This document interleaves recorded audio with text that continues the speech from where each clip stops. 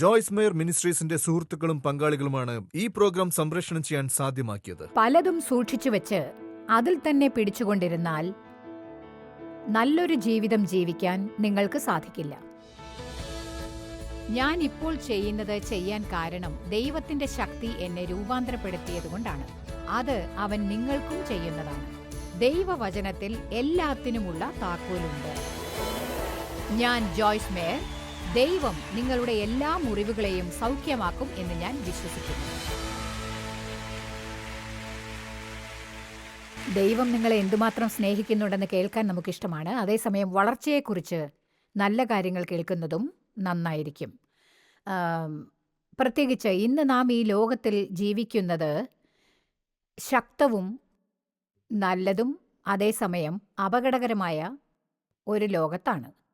എന്നാൽ ഉപദേഷ്ടാക്കൾ എന്ന നിലയ്ക്ക് സാത്താനിൽ നിന്ന് രക്ഷപ്പെടാനുള്ള വഴികളും നിങ്ങളെ പഠിപ്പിക്കണം എന്ന് എനിക്ക് തോന്നുന്നു. കാരണം നാം അവസാന നാളുകളിലേക്ക് അടുത്തുകൊണ്ടിരിക്കുമ്പോൾ അവൻ കഴിയുന്നത്ര ഉപദ്രവിക്കും. കാരണം തൻ്റെ സമയം കുറവാണെന്ന് അവനറിയാം. അതുകൊണ്ട് സാത്താനെക്കുറിച്ചുള്ള 1-2 പുസ്തകങ്ങൾ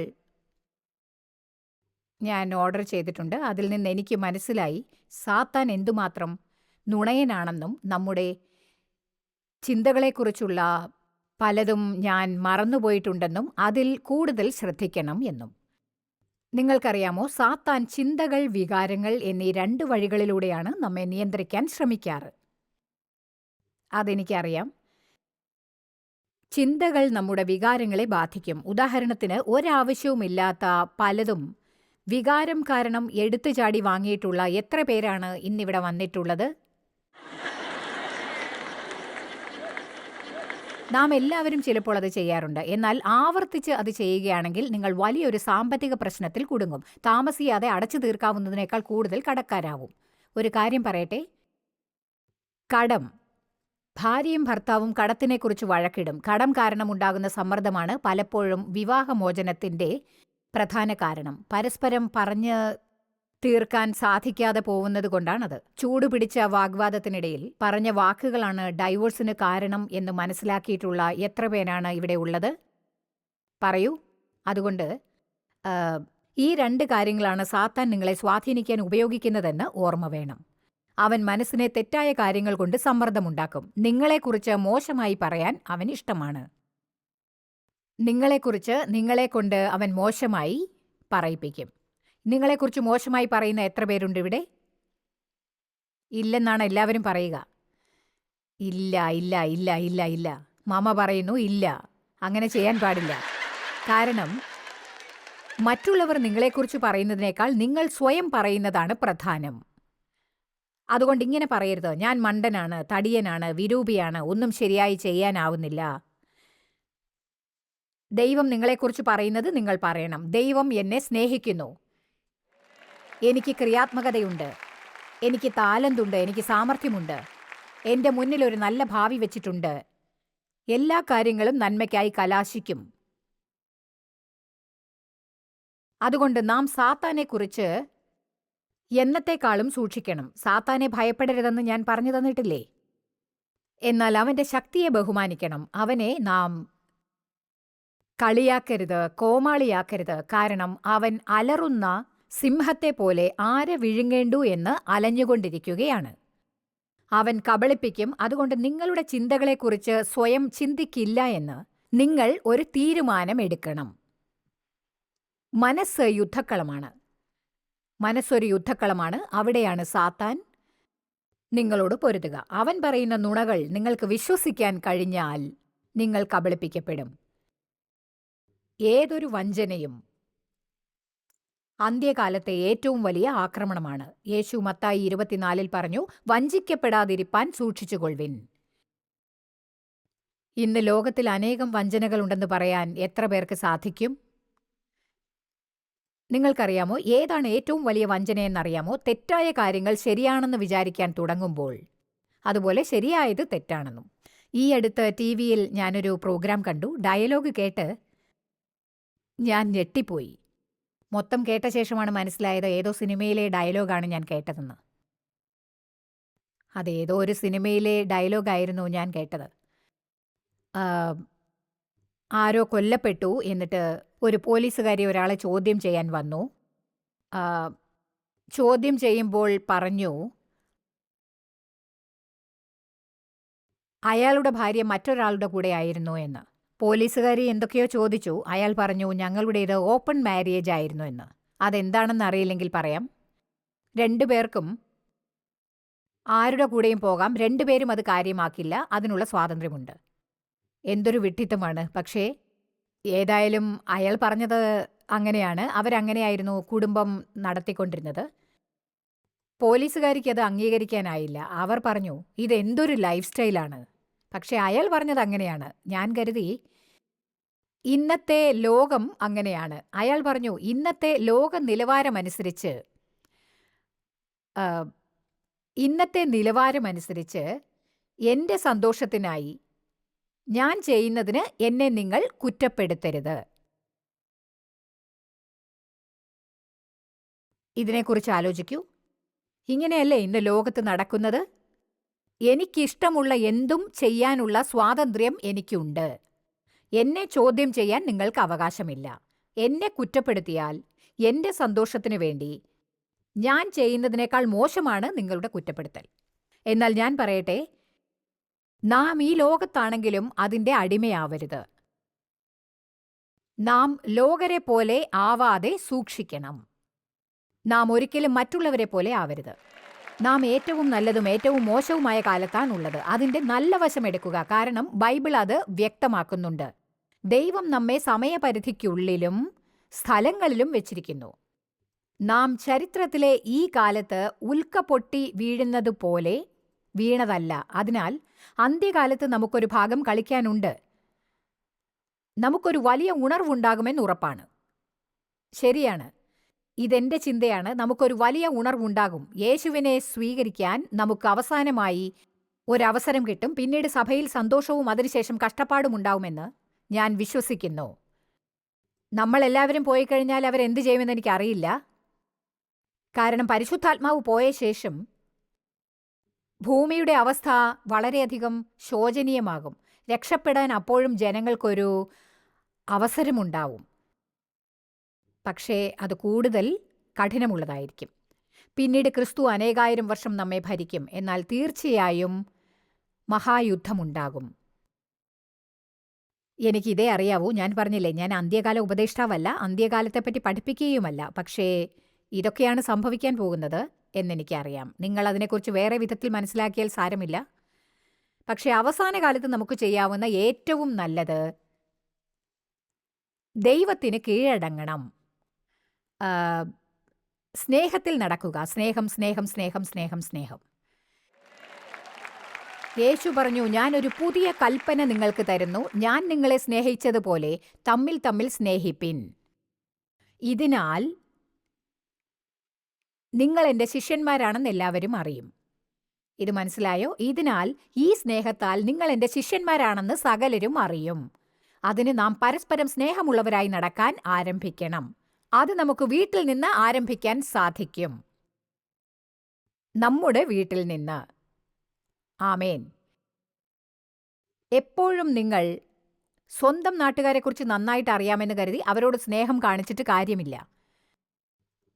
അവർക്കെങ്ങും പോകാനാവില്ലെന്ന് കരുതി നിങ്ങളുടെ മുഷിപ്പൻ സ്വഭാവം അവരുടെ മേൽ കാണിക്കാൻ പരിശ്രമിക്കരുത്. ഇത് സത്യമാണെന്നറിയാമല്ലേ? ചിലപ്പോൾ മുഷിപ്പൻ മൂഡിലായിരിക്കുമ്പോൾ നാം ഏറ്റവും സ്നേഹിക്കുന്നവരോടായിരിക്കും ഏറ്റവും മോശമായി പെരുമാറുക. ഇത് തികച്ചും വിഡ്ഢിത്തമാണ്. അതുകൊണ്ട് വീട്ടിൽ സമാധാനം നിലനിർത്താനായി പ്രവർത്തിക്കാൻ ദൈവത്തോട് അപേക്ഷിക്കൂ. അല്ലാതെ മക്കളോടും വിവാഹം കഴിച്ച പങ്കാളിയോടും നിങ്ങളുടെ ദേഷ്യം കാണിക്കരുത്. പള്ളിയിൽ ചെന്ന് പാസ്റ്ററിനോട് നല്ല മുഖം കാണിച്ചിട്ട് ജീവിത പങ്കാളിയോട് സദാ വെറുപ്പ് കാണിക്കരുത്. ദൈവം എന്നോട് ഒരിക്കൽ പറഞ്ഞു, പാസ്റ്ററോട് കാണിക്കുന്ന ബഹുമാനത്തിൽ പകുതി ഭർത്താവിനോട് കാണിച്ചാൽ കൂടുതൽ നന്നായിരിക്കും. അത് കുറേ വർഷങ്ങൾക്ക് മുൻപായിരുന്നത് നന്നായി. ഇത് സത്യമാണ്. പള്ളിയിൽ മറ്റുള്ളവർക്കായി ചെയ്യുന്നത് നാം വീട്ടിലുള്ളവർക്ക് ചെയ്യുന്നില്ല. ഒന്ന് പറയട്ടെ, ഞാനിവിടെ വെള്ളമൊഴിച്ച് ആകെ കുളമാക്കിയിട്ട് ഇതാരെങ്കിലും തുടയ്ക്കുമോ എന്ന് ചോദിച്ചാൽ ഒരു 100 പേരെങ്കിലും ചാടി എഴുന്നേൽക്കും. പക്ഷെ ആരെങ്കിലും വീട്ടിലെങ്ങനെ ചെയ്താൽ ഞാൻ പറയും, നീയല്ലേ ഒഴിച്ചത്, താനേ വൃത്തിയാക്ക, എനിക്ക് പറ്റില്ല. ആർക്കെങ്കിലും ഞാൻ പറഞ്ഞത് മനസ്സിലായോ? അതുകൊണ്ടാണ് പറയുന്നത്, വീട്ടിൽ നിന്ന് തുടങ്ങൂ. വീട്ടിൽ ചെന്നിട്ട് ഇന്ന് തന്നെ തുടങ്ങൂ. ഈ കോൺഫറൻസിൽ പങ്കെടുക്കാൻ വന്ന ചിലർ ഹോട്ടൽസിൽ താമസിച്ച് നല്ലൊരു വീക്കെൻഡ് ആസ്വദിക്കുകയായിരിക്കാം. എങ്കിലും നിങ്ങൾ ചിന്തിക്കുന്നുണ്ടാവും, ഞാൻ വീട്ടിലെത്തി അവരോട് ചെയ്യാൻ ഏൽപ്പിച്ചത് ചെയ്തില്ലെങ്കിൽ വാതിൽ തുറക്കുന്നതിന് മുൻപ് ഒരു വഴക്കിന് നിങ്ങൾ പ്ലാൻ ചെയ്ത് കഴിഞ്ഞു.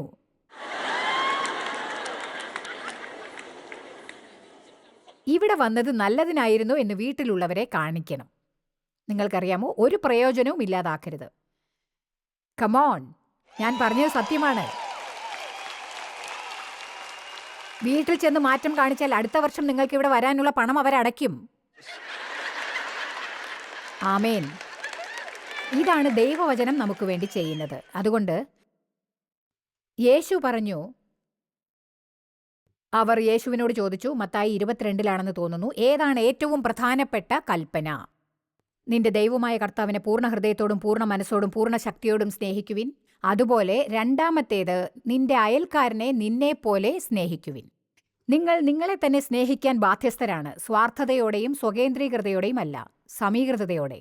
അതുപോലെ തിമോത്തിയോസിലെ വചനമാണെന്ന് തോന്നുന്നു, അതിൽ പറയുന്നു, ഭൂമിയിൽ വസിക്കുന്നതിൻ്റെ ഉദ്ദേശം 2 വിശ്വാസവും സ്നേഹവും. വിശ്വാസമുള്ളവരാകൂ, സ്നേഹത്തിൽ നടക്കൂ. ഞാൻ വീണ്ടും പറയുന്നു, ഇവിടെ നിന്ന് ഒരു ലക്ഷ്യത്തോടെ പോകണമെങ്കിൽ, സാത്താന്റെ മേൽ ശക്തി പ്രാപിക്കണമെന്നുണ്ടെങ്കിൽ നിങ്ങളെ വഞ്ചിക്കാനും വശീകരിക്കാനും അവനെ അനുവദിക്കരുത്. നിങ്ങളുടെ ചിന്തകളെ ശ്രദ്ധിക്കുക, നിങ്ങളുടെ വികാരങ്ങളെ ശ്രദ്ധിക്കുക, അവയെ പിന്തുടരരുത്. നല്ലതാണെങ്കിൽ മാത്രം പിന്തുടരൂ. വിശ്വാസത്തോടെ ഇരിക്കൂ, വിശ്വാസത്തിൽ നിന്ന് വിശ്വാസത്തിലേക്ക് ജീവിക്കൂ. ബൈബിൾ പറയുന്നു, വിശ്വാസമില്ലാത്തതെല്ലാം പാപമത്രേ. അതൊരു നല്ല ദൈവവചനമാണ്. ആമേൻ. സ്നേഹത്തോടു കൂടിയ നടത്തം തുടരുവിൻ. എല്ലായ്പ്പോഴും സ്നേഹത്തിൽ നടക്കുവിൻ. ദൈവത്തോട് അനുസരണം കാണിക്കുവിൻ. ഉടനടി, പെട്ടെന്ന്, ചെറിയ കാര്യങ്ങളിലും ദൈവത്തെ അനുസരിക്കണം. അതുപോലെ വലുതിലും. ദൈവം ഒരിക്കലും നിങ്ങളെ വഴിതെറ്റാൻ അനുവദിക്കുകയില്ല. നിങ്ങളാൽ ആവാത്ത കാര്യം ചെയ്യാൻ അവൻ പറയില്ല. ദൈവം നിങ്ങളോട് എന്തെങ്കിലും ചെയ്യാൻ പറഞ്ഞാൽ നിങ്ങൾ പറയാൻ പാടില്ലാത്ത കാര്യം ഇതാണ്, അത് വളരെ പ്രയാസമാണ്. ക്രിസ്ത്യാനി ആവുന്നത് വളരെ പ്രയാസം തന്നെയാണ്. ദൈവം ചെയ്യാൻ പറയുന്ന കാര്യങ്ങളെല്ലാം ചെയ്യാൻ പ്രയാസമാണ്. എന്നാൽ പ്രയാസമുള്ളത് എന്താണെന്ന് പറയട്ടെ, അനുസരണക്കേട് കാണിക്കുന്നത്. ദൈവത്തിൻ്റെ നീരസത്തിന് പാത്രമാകുന്നതിനേക്കാൾ അവനെ അനുസരിക്കുന്നതാണ് എനിക്കിഷ്ടം. ആമേൻ. സാത്താനെ എതിർക്കാൻ ഏറ്റവും എളുപ്പമുള്ള വഴി ഇതാണ്. ഇന്നത്തെ പ്രസംഗത്തിന്റെ തലക്കെട്ട്, സാത്താനെ എതിർക്കാനുള്ള എളുപ്പവഴി നിങ്ങളെ ദൈവത്തിന് സമർപ്പിക്കുകയാണ്. അതിൽ യഥാർത്ഥത്തിൽ ശക്തിയുണ്ട്. അനുസരണം, സമർപ്പണം. അതിനാൽ യാക്കോബ് 4:7, ദൈവത്തിന് നിങ്ങളെ തന്നെ സമർപ്പിക്കുവിൻ. ഇതെപ്പോഴും ഉദ്ധരിക്കാറുള്ളതാണ്. സാത്താനെ എതിർക്കൂ, അവൻ ഓടും. ഇതാണ് യാക്കോബിൽ നമ്മോട് പറഞ്ഞിട്ടുള്ളത്. സങ്കീർത്തനം 9:11 പറയുന്നു, അവൻ തന്റെ ദൂതന്മാരോട് കൽപ്പിക്കും. ഈ വചനത്തിന്റെ പകുതി പറയാനാണ് നമുക്കിഷ്ടം. വചനം ഇങ്ങനെയാണ്, നിന്റെ കാൽ കല്ലിൽ തട്ടിപ്പോകാതിരിക്കേണ്ടതിന് അവൻ തന്റെ ദൂതന്മാരോട് കൽപ്പിക്കും. ആംപ്ലിഫൈഡ് ബൈബിൾ പറയുന്നു, അനുസരണത്തിന്റെയും സേവനത്തിന്റെയും വഴികളിലെല്ലാം. അനുസരണക്കേടും മടിയും കാണിക്കുമ്പോൾ ദൈവം ദൂതന്മാരോട് നമ്മെ സംരക്ഷിക്കാൻ കൽപ്പിക്കില്ല. എന്നാൽ നാം അനുസരണയുള്ളവരും സേവിക്കുന്നവരുമായാൽ, ഞാൻ സത്യം പറയട്ടെ, നിങ്ങൾക്കായി ചെയ്യാവുന്ന ഏറ്റവും നല്ല കാര്യം എന്തിലെങ്കിലും ഉൾപ്പെടുക. അത് നിങ്ങളെ ആത്മീയ വളർച്ചയിൽ സഹായിക്കും.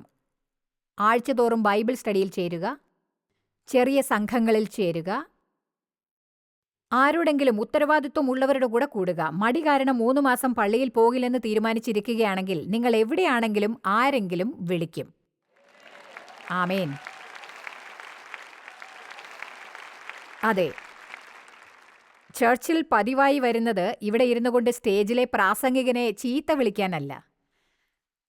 പാട്ടുകൾ പാടി വീട്ടിലേക്ക് തിരിച്ചു പോകാനുമല്ല. നിങ്ങൾക്ക് കണക്ക് ബോധിപ്പിക്കാനുണ്ടെന്നറിയാമോ? നിങ്ങൾ വരാതിരിക്കുമ്പോൾ ചിലർക്കെങ്കിലും നിങ്ങളെ കാണുന്നില്ലല്ലോ എന്ന വിഷമം തോന്നണം. നിങ്ങളുടെ പെരുമാറ്റം മോശമാകുമ്പോൾ നിങ്ങളെ ശകാരിക്കുന്ന ചില കൂട്ടുകാരുണ്ടാവുന്നത് നല്ലതാണ്. ആമേൻ. ചുരുക്കത്തിൽ, എനിക്ക് മേധാവിയായിട്ട് ആരുമില്ല. ദൈവം മാത്രം. ദൈവമാണെൻ്റെ മേധാവി. ഞാനൊരു കാര്യം പറയട്ടെ. എൻ്റെ 2 ആൺമക്കൾ മിനിസ്ട്രിയുടെ ദൈനംദിന കാര്യങ്ങൾ നോക്കുന്നു. 2 മരുമക്കളും ഞങ്ങളുടെ കൂടെ പ്രവർത്തിക്കുന്നു. ഞാനും ഭർത്താവും എപ്പോഴും ഞങ്ങളുടെ കുട്ടികളുടെ കൂടെയാണ്. അവർ ഓരോരുത്തരും ഞാൻ ദൈവികമല്ലാത്ത കാര്യം എന്തെങ്കിലും ചെയ്താൽ എൻ്റെ മുഖത്ത് നോക്കി ഉടനെ പറയും. 2 മിനിറ്റ് പോലും അത് പറയാൻ താമസിക്കില്ല. ഞാൻ പറഞ്ഞു വരുന്നത്, നാം ആരോടെങ്കിലും കണക്ക് ബോധിപ്പിക്കേണ്ടി വരും.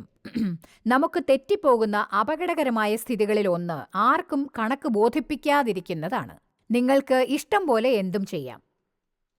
നിങ്ങൾ ചെയ്യുന്നത് തെറ്റാണെന്ന് പറയാൻ ആരെങ്കിലും ഒരാൾ നിങ്ങൾക്കുണ്ടായിരിക്കണം. ആമേൻ. നിങ്ങൾക്ക് ആവേശം തോന്നുന്നില്ലേ? എനിക്കും അങ്ങനെ തന്നെ. എബ്രായർ 10:36 നിങ്ങൾക്ക് സഹിഷ്ണുത വേണം. അതായത് ക്ഷമ, ക്ഷമ, ക്ഷമ, ക്ഷമ, ക്ഷമ, ക്ഷമ, ക്ഷമ, ക്ഷമ. ദൈവേഷ്ടം ചെയ്ത് വാഗ്ദത്തം പ്രാപിപ്പാൻ സഹിഷ്ണുത നിങ്ങൾക്ക് ആവശ്യമാണ്. അപ്പോൾ ദൈവത്തിന്റെ വാഗ്ദാനം ലഭിക്കും. ഇത് കേൾക്കാൻ കൊള്ളാമല്ലേ? എല്ലാ വീക്കെൻഡിലും ഇവിടെ ഒരു ദമ്പതികൾ മുൻനിരയിലിരിക്കാറുണ്ട്. ഡേവ് പറഞ്ഞു, ആ വ്യക്തി സെയിന്റ് ലൂയിസിലെ ഞങ്ങളുടെ മെൻസ് ഹോമിൽ പോകുന്ന ആളാണെന്ന്. അവിടെ പോകുന്നതിന് മുൻപ് നിങ്ങളുടെ സ്ഥിതി എന്തായിരുന്നു? അതെനിക്കറിയില്ല. പക്ഷെ അത് സുഖകരമല്ലായിരുന്നു എന്ന് എനിക്കറിയാം. കാരണം നിങ്ങൾ അതേ തെരുവിലാണോ താമസിച്ചിരുന്നത്? പുനരുദ്ധീകരണ സെന്ററിൽ പോയി വരും. ഇദ്ദേഹത്തിന്റെ ജീവിതം കുഴപ്പത്തിലായിരുന്നു. ഇദ്ദേഹം ഞങ്ങളുടെ സെയിന്റ് ലൂയിസിലെ മെൻസ് ഹോമിൽ പോയിക്കൊണ്ടിരുന്നു. പിന്നീട് ഇദ്ദേഹവും ഭാര്യയും കുറച്ചു സമയം മിനിസ്ട്രിയിൽ ജോലി ചെയ്തു. ഇന്ന് ഇദ്ദേഹം ഇവിടുത്തെ പാസ്റ്ററാണ്. ആമേൻ.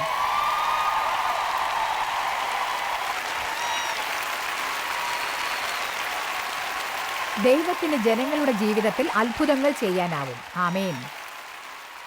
അത്ഭുതകരം. തികച്ചും അത്ഭുതം. നിങ്ങൾക്കും ദൈവം അത് ചെയ്യും. തനിക്കിഷ്ടപ്പെട്ട ഏതാനും ചിലരെ തിരഞ്ഞെടുത്ത് ദൈവം പറയില്ല, ഞാൻ നിന്റെ ജീവിതം നേരെയാക്കും. എന്നാൽ ദൈവം ചെയ്യാൻ പറഞ്ഞത് നിങ്ങൾ ചെയ്താൽ താൻ ചെയ്യുമെന്ന് പറഞ്ഞ കാര്യം ദൈവം ചെയ്തു തരും. എപ്പോഴും. സത്യസന്ധമായി ഞാനൊന്ന് പറയട്ടെ, നിങ്ങൾക്ക് ജീവിതത്തിൽ അനേകം പ്രശ്നങ്ങൾ ഉണ്ടെങ്കിൽ അവ പരിഹരിക്കപ്പെടുന്നില്ലെങ്കിൽ, ഇത് പറയുന്നത് കൊണ്ട് എന്നെ കല്ലെറിയരുത്, കുറ്റം ദൈവത്തിൻ്റെതല്ല, നിങ്ങളുടേതാണ്. കാരണം ദൈവത്തെ അനുസരിച്ചാൽ നുണ പറയാൻ അവൻ മനുഷ്യനല്ല. അവൻ ചെയ്യും എന്ന് പറഞ്ഞത് അവൻ ചെയ്യും. അവൻ പറഞ്ഞത് നിങ്ങൾ ചെയ്താൽ അവനത് ചെയ്യും. അനുസരണം വളരെയധികം പ്രധാനപ്പെട്ടതാണ്. നമ്മുടെ പ്രവൃത്തികളുടെ ചുമതല നാം ഏൽക്കാൻ തുടങ്ങണം. എല്ലാറ്റിനും മറ്റുള്ളവരെ കുറ്റപ്പെടുത്താൻ പാടില്ല. ഇതാണ് എല്ലാ തെറ്റും മറ്റുള്ളവരുടെ മേൽ ചുമത്തുന്ന രീതി. നീ അത് ചെയ്തില്ലായിരുന്നെങ്കിൽ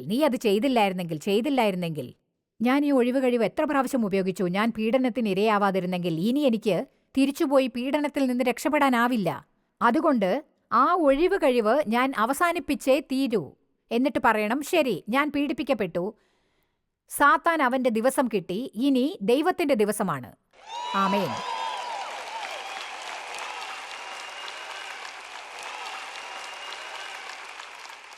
ഒരുവൻ ക്രിസ്തുവിലായാൽ അവനൊരു പുതിയ സൃഷ്ടിയാകുന്നു. പഴയവ എല്ലാം കഴിഞ്ഞുപോയി, ഇപ്പോൾ എല്ലാം പുതിയതായി മാറിയിരിക്കുന്നു.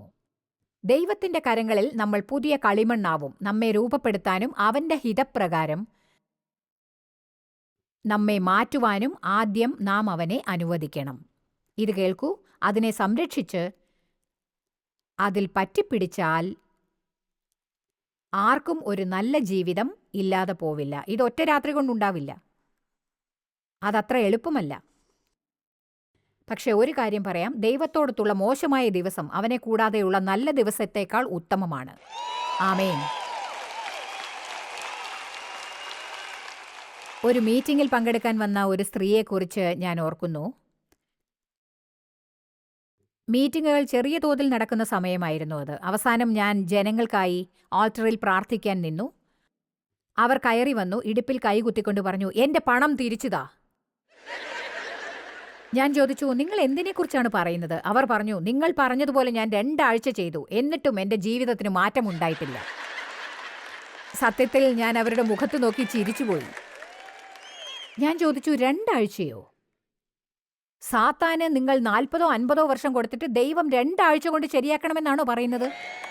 അങ്ങനെ ഒരിക്കലും സംഭവിക്കില്ല. അതുകൊണ്ട് ക്ഷമയോടെ ഇരിക്കാൻ ആദ്യം തയ്യാറാവൂ.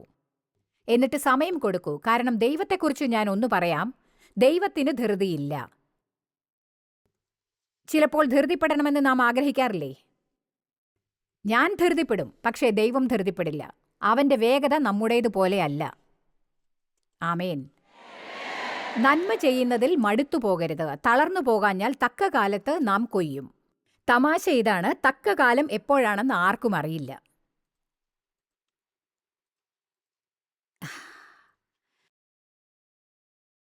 ദൈവത്തിന്റെ ഹിതപ്രകാരമുള്ള ചെറിയ കാര്യങ്ങൾ മാത്രം അനുസരിച്ചാൽ മതിയാവില്ല. ദൈവം പറയുന്ന എല്ലാ കാര്യവും ചെയ്യാൻ നാം സദാ സന്നദ്ധരായിരിക്കണം. ദൈവം നമ്മോട് നിർത്താൻ പറയുന്നതെന്തും നിർത്തുകയും വേണം. കൂടുതൽ പഠിക്കുന്തോറും കൂടുതൽ ഉത്തരവാദിത്വം ഉള്ളവരാകും. ഈ വീക്കെൻഡിൽ ഇവിടെ വന്നിരിക്കുന്ന നിങ്ങൾ ഇപ്പോൾ ഒരു പ്രത്യേക സ്ഥാനത്താണുള്ളത്. കാരണം മുൻപ് അറിയാതിരുന്ന കാര്യങ്ങൾ ഇപ്പോൾ നിങ്ങൾക്കറിയാം. നിങ്ങൾക്കറിയാമോ, മുൻപത്തേക്കാൾ കൂടുതൽ നിങ്ങൾക്കിപ്പോൾ ഉത്തരവാദിത്വം ഉണ്ടായിരിക്കുന്നു. കാരണം ഈ വീക്കെൻഡിൽ നാം കുറേ കാര്യങ്ങൾ പറഞ്ഞു. അതിൽ പലതും നിങ്ങളിപ്പോൾ മറന്നിരിക്കും. അതുകൊണ്ട് വീണ്ടും വന്ന് ഒരിക്കൽ കൂടി അത് കേൾക്കണം. ആമേൻ.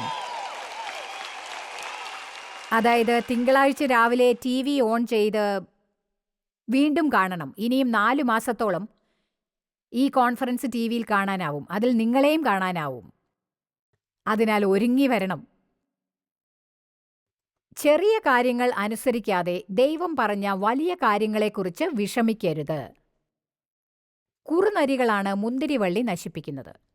ചെറുതാണെന്ന് വിചാരിക്കുന്ന കാര്യങ്ങളാണ് കൂടുതൽ പ്രധാനപ്പെട്ടതാവുക. ബൈബിൾ പറയുന്നു, "നീ അല്പത്തിൽ വിശ്വസ്തനായിരുന്നാൽ ഞാൻ നിന്നെ അധികത്തിന് വിചാരകനാക്കും." അതുകൊണ്ട് പ്രധാനപ്പെട്ടതല്ലെന്ന് നിങ്ങൾ ചിന്തിക്കുന്ന ചെറിയ കാര്യങ്ങളിൽ നിങ്ങൾ ശ്രദ്ധ പതിപ്പിക്കണം. ഞാൻ പറഞ്ഞ ചില കാര്യങ്ങൾ നിങ്ങൾ മുൻപും പറഞ്ഞു കേട്ടിരിക്കാം. പക്ഷേ ഇങ്ങനെയാണ് ദൈവം എന്നെ പഠിപ്പിച്ചത്. എനിക്കിത് മാത്രമേ ചെയ്യാൻ അറിയൂ. എന്റെ കഥകൾ വീണ്ടും ആവർത്തിച്ചു പറയണം. അപ്പോഴേ ചെറിയ കാര്യങ്ങളുടെ പ്രാധാന്യം നിങ്ങൾക്ക് മനസ്സിലാവൂ. ഞാനൊരു ഉദാഹരണം പറയാം. നിങ്ങൾ എന്തെങ്കിലും വാങ്ങുന്നു, അഥവാ 4 5 സാധനങ്ങൾ. വീട്ടിലെത്തിയപ്പോൾ അതിൽ ഒന്നിന് ബില്ല് ചെയ്തിട്ടില്ല എന്നറിയുന്നു. അപ്പോൾ പറയരുത്, "ഓ അത്ഭുതം, ദൈവം എന്നെ അനുഗ്രഹിച്ചു." അല്ല, അതവർക്ക് തിരിച്ചു കൊടുത്തില്ലെങ്കിൽ നിങ്ങൾ കള്ളന്മാരാണ്. അതെന്റെ തെറ്റല്ല, അവരല്ലേ ബില്ലടിക്കാതിരുന്നത്. വീണ്ടും പോയി തിരിച്ചു കൊടുക്കാൻ പെട്രോളും സമയവും ചിലവാക്കാനില്ല. അല്ല, പോകണം. അതെ. ഒരിക്കൽ ഞാൻ ഒരു ജോഡി ചെരുപ്പ് വാങ്ങി. അതിന് മാച്ച് ചെയ്യുന്ന ഒരു പേഴ്സ് തേടി നോക്കി. പിന്നീട് പേഴ്സ് വാങ്ങണ്ട എന്ന് തീരുമാനിച്ചു. വീട്ടിലെത്തിയപ്പോൾ പേഴ്സ് പാക്കറ്റിലുണ്ടായിരുന്നു. ഞാൻ ചെരുപ്പിന് മാത്രമാണ് പണം അടച്ചത്. ദൈവത്തോട് ഞാൻ കുറെ അടുത്തതുകൊണ്ട് തർക്കിച്ചില്ല. അത് തിരികെ കൊടുക്കണമെന്ന് മനസ്സിലായി. എന്നാൽ അത് തിരികെ കൊടുക്കാതിരിക്കാൻ അനേകം ഒഴിവ് കഴിവുകൾ പറയുന്ന ഒരു കാലഘട്ടമുണ്ടായിരുന്നു. കാരണം അതെന്റെ തെറ്റല്ലല്ലോ. തിരികെ കൊടുക്കാൻ എന്റെ സമയവും പെട്രോളും ഉപയോഗിക്കുക എന്ന് പറയുന്നത് ഒട്ടും ശരിയായ കാര്യമല്ല. പക്ഷെ ഞാൻ ഉടനെ തിരിച്ചുപോയി പേഴ്സ് കൊടുത്തു. കടക്കാരൻ പറഞ്ഞു, "അത്ഭുതം തന്നെ." അയാൾ പറഞ്ഞു, "പലരും ഇങ്ങനെയൊന്നും ചെയ്യാറില്ല." അപ്പോൾ അയാളോട് പറയാൻ എനിക്കൊരു അവസരം കിട്ടി. ഞാൻ പറഞ്ഞു, "ഞാനൊരു ക്രിസ്ത്യാനിയാണ്." ഇതാണ് ഞാൻ പഠിച്ചത്. സത്യസന്ധത കാണിക്കണം. ആമേൻ. എനിക്ക് ബൈബിൾ കോളേജിൽ പഠിക്കാൻ പണമില്ലായിരുന്നു. ദൈവം എന്നെ ശുശ്രൂഷയ്ക്കായി വിളിച്ചപ്പോൾ ഞാൻ ബൈബിൾ കോളേജിൽ പോവാനുള്ള സ്ഥിതിയിലായിരുന്നില്ല. ദൈവം എന്നെ ശുശ്രൂഷയ്ക്കായി വിളിച്ചപ്പോൾ എനിക്ക് 33 വയസ്സായിരുന്നു. എനിക്കത് രസിച്ചു. കാരണം യേശു ശുശ്രൂഷ ആരംഭിച്ചതും അതേ വയസ്സിലായിരുന്നു. അതുകൊണ്ട് എനിക്കൊന്നും അറിയില്ലായിരുന്നു. വേണ്ടത്ര ബുദ്ധിയും ഇല്ലായിരുന്നു. അതുകൊണ്ട് എനിക്ക് കുറേ പഠിക്കാനുണ്ടായിരുന്നു. ഒരുപാട്. ആഹ്, എനിക്ക് 3 മക്കളുണ്ടായിരുന്നു. ആഹ്, 4 മക്കൾ ദേവിനെയും കൂട്ടി. ആഹ്, സ്ത്രീകൾക്കിത് സത്യമാണെന്നറിയാം. ആമേൻ. ആം, അതുകൊണ്ട് ഞാൻ പരിശുദ്ധാത്മാവിന്റെ കോളേജിൽ പഠിച്ചു. നിങ്ങളിൽ പലരും ഒരുപക്ഷേ സ്കൂളിലേക്ക് പോകുന്നത്, അതായത് നിങ്ങൾക്ക് ബൈബിൾ ക്ലാസ്സിൽ ചേരാനായി പണമില്ലാത്തതുകൊണ്ട് നിങ്ങൾ ഇപ്പോൾ ഉള്ളിടത്ത് നിന്ന് പഠിക്കുന്നു. ഇത് രസകരമാണ്. നിങ്ങൾ എവിടെയാണുള്ളത് അവിടെ പരിശുദ്ധാത്മാവ് നിങ്ങളെ പഠിപ്പിക്കും.